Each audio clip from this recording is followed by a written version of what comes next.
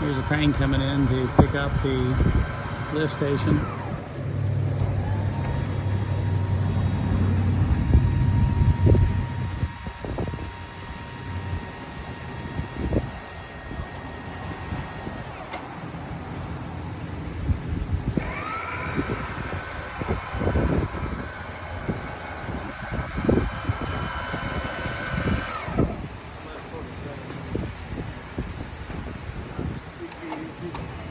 This job is being done by ASAP Plumbing, Jacksonville, Florida, in Augustine, Florida. This job is on the ocean. We're replacing 200 feet of sewer line. We're abandoning a septic system.